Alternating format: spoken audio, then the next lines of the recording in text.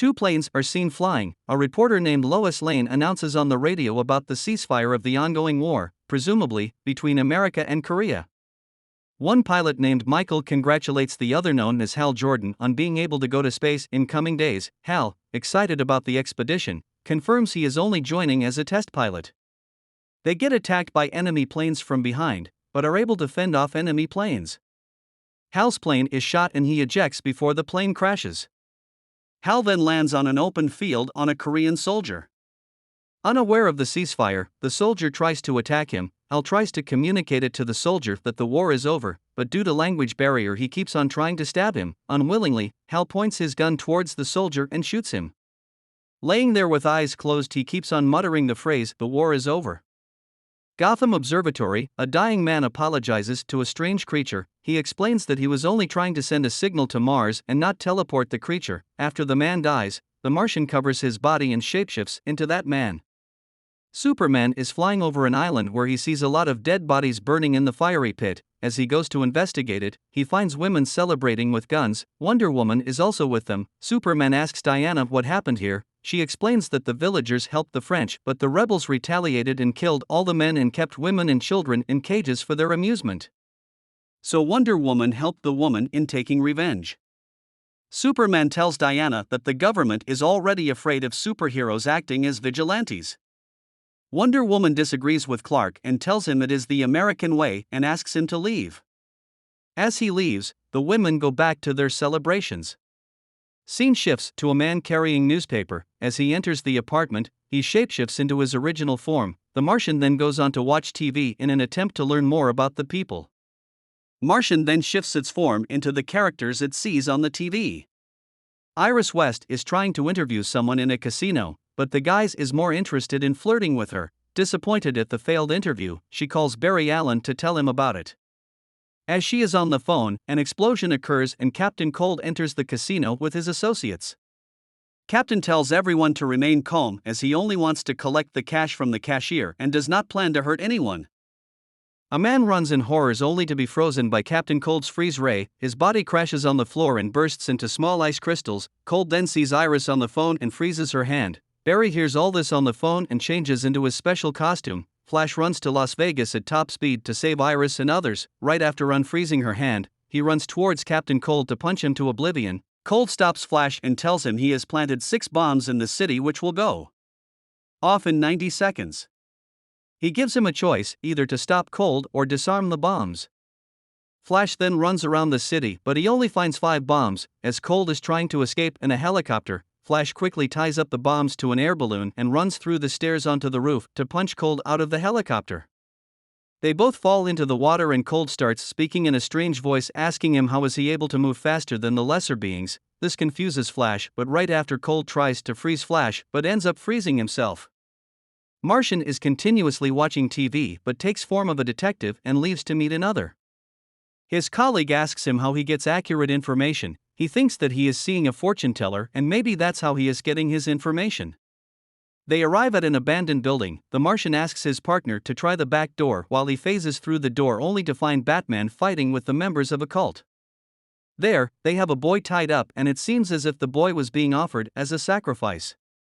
Martian helps Batman in fighting against the cultists. During the fight, fire breaks out which leaves the Martian stunned and powerless. His partner enters and extinguishes the fire. The boy is horrified of Batman, so the detective tells him to back off. One of the cultists begins to speak in the strange voice as Captain Cold, and tells them that they are being judged by the center. Hal is doing his exercises under the supervision of a colonel. The two don't get along. Faraday tells Hal about the scientist whom we saw dying in Gothic Observatory. Faraday explains that the scientist was trying to send a signal to Mars but died mysteriously. Faraday believes that he must have had some kind of contact with someone on Mars. Back in John's apartment, Batman appears and talks to him. Batman and John forge an alliance, but Batman also threatens John before leaving. Star City, Gorilla Grodd is running wild. Flash has to stop him, but it turns out that Grodd is just a robot. Flash is then attacked by a secret agency, but he is able to escape. Martian is back at work in his detective's form. He meets a deranged scientist telling him about the military's plan to go to Mars. John is having doubts on the information provided by the scientist until Faraday shows up to pick up the deranged scientist. John reads his mind and finds out the plan of Mars was real. They part ways and later John arrives at the Batcave. John provides Batman his findings on the center and says goodbye. We then cut to the launch of the spaceship, where Hal and Colonel are on the spaceship to Mars. John is planning on hitching a ride back home as the countdown sequence is happening. Faraday sees him and tries to stop him. They engage in a fistfight and John knocks him out, but saves him before the rocket launches and fries both of them. In space, Hal states that they will have to go back due to technical error, but Colonel informs him about the bombs aboard. Hal knocks the Colonel unconscious and informs Faraday about the error and gliding the rocket back on Earth.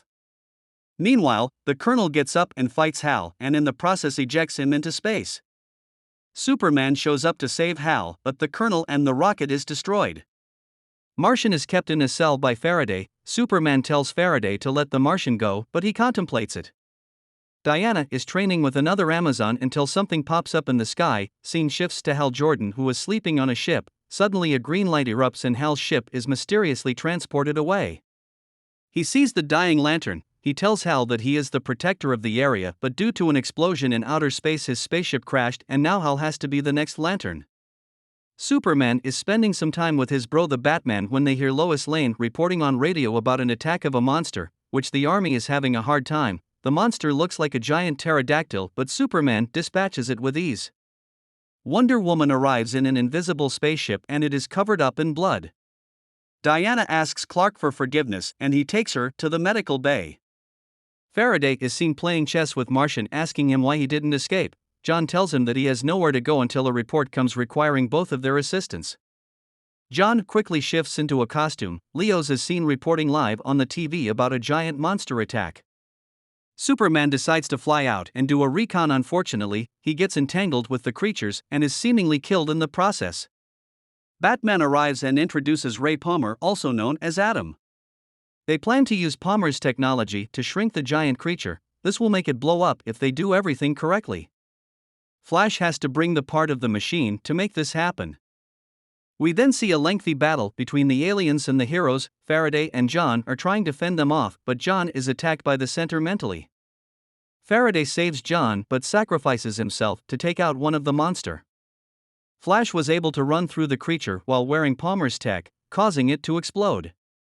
After the battle, Aquaman pops up in a submarine to tell everyone that Superman is alive. The president is making a speech about the bravery of the superheroes. The end. Please make sure to like and subscribe to the channel.